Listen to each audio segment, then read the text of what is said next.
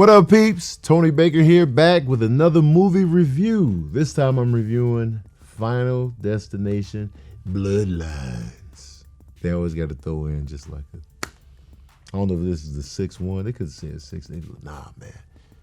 Bloodlines. And that's exactly what it's about. It's funny that Death is actually a horror movie villain. Like in the pantheon of like Leatherface, Jason, Michael Myers, Chucky, Candyman, and Death. I feel like Death is the scariest one because he gonna get you in a number of ways, and you can't see him.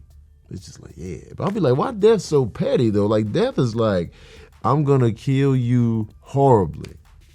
It happens every Final Destination, as far as I know. Now, granted, I've only seen the first three. I remember the first two. The log scene on the freeway is just iconic. I remember seeing the first one in theaters. And I saw the third one in theaters. All I remember is the amusement park. I don't remember anything else about that movie. And then I didn't see the following two, so I'm coming back in fresh. And in this one, it's not so much that the main character gets a premonition about their own demise. The main character keeps having nightmares about somebody dying horribly in this horrific, epic, death, whatever. So she finds out that she's actually seeing her grandmother premonition. And so Death is like, all right, you had your little premonition. Because that's what Final Destination is all about. People get the premonition, they avoid the death, and Death is like, no, you were supposed to die. I'm going to come collect one at a time. In the order that you were supposed to die in. That's always the running theme with the Final Destination movies. So it's all about how creative are these deaths going to be.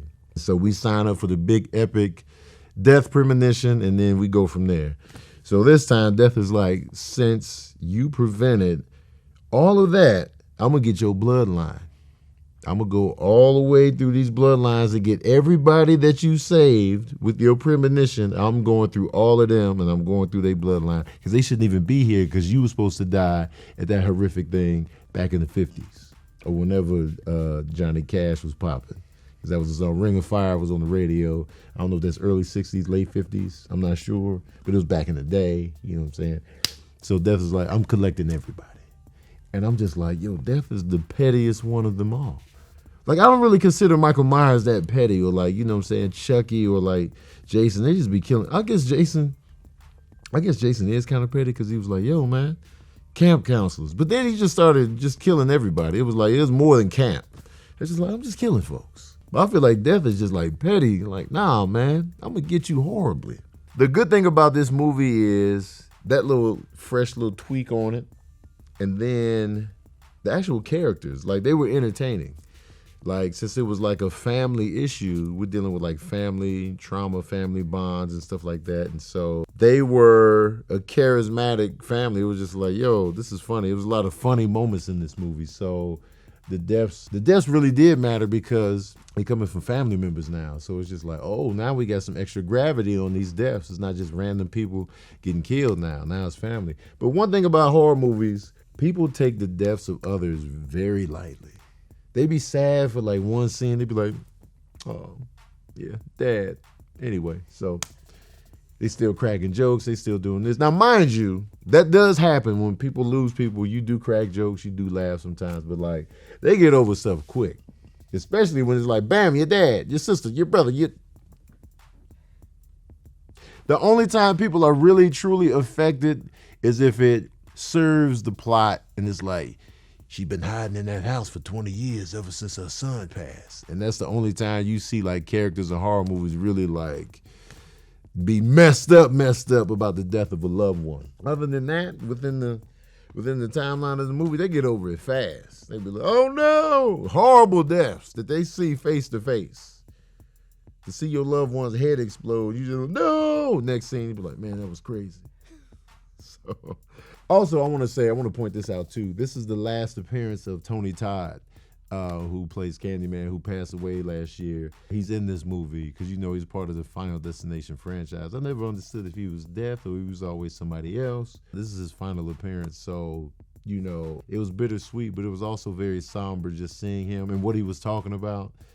And to know, his real fate, it was just like, man, you know what I'm saying? So that kind of hit hard too. But forget all that, man. Y'all want to know the smooth jazz review of Final Destination Bloodlines. Well, here it is. Oh, yeah. I'm giving Final Destination Bloodlines. I'm giving it 4 saxophones out of 5. It was really, for what it was really entertaining. It was fun. The deaths were like super creative and just like off the chain. I had a good time in theaters. So if this is your bag, I don't know, a lot of y'all be like, man, you be giving 4s and 3.5s all the time. Here's how I review films. If I go in there and I get what I signed up for, you get extra points for that. If I'm entertained, if I had a good time, if the characters work and all of that. So it's like, this movie was a good time. I didn't go in there expecting it to change the game. I didn't go in there expecting anything deep. I didn't go in there expecting anything less. So it was just like, oh, okay, it served its purpose. I knew what I was getting into. And I feel like out of the Final Destination movies that I've seen, this is a strong one. So I got to give it the 4 out of 5. And one thing about death is that if you're coming for me, just can you kill me? Just let me choke on a peanut, or just like, you know what I'm saying? Just what happened to a good old stroke, heart attack? Why you got to come in and I get hit by a garbage truck, then I land in a lawnmower, and then all my pieces fly into an incinerator, and then why the extra extravagance? Death, stop being petty, man. Just come in with your little sickle and your little hood. And just be like, I'm here to collect. Collect us up like the Crossroads video, Bone Thugs and Harmony. What happened to that? The Death just came up and just put his finger on your forehead, your eyes blackened. Death, just do that. Be like, nah, I'm here to collect. You were supposed to die in that plane crash, but since I'm here to pay up. That's it. Nah, man, I'm gonna kill you horribly because you were supposed to die horribly. That's petty. All right, peeps, that's my review of Final Destination Bloodlines. Let me know what you thought of the movie in the comment section below. If you saw all of them, which I didn't, I got to go back and watch 2. Actually, I'll just start from scratch, and then I can do like a very accurate ranking. But if you saw all of them, what's your order? How do you rank them? Let me know in the comment section below. Don't forget to like, share, and subscribe. And as usual, we out here.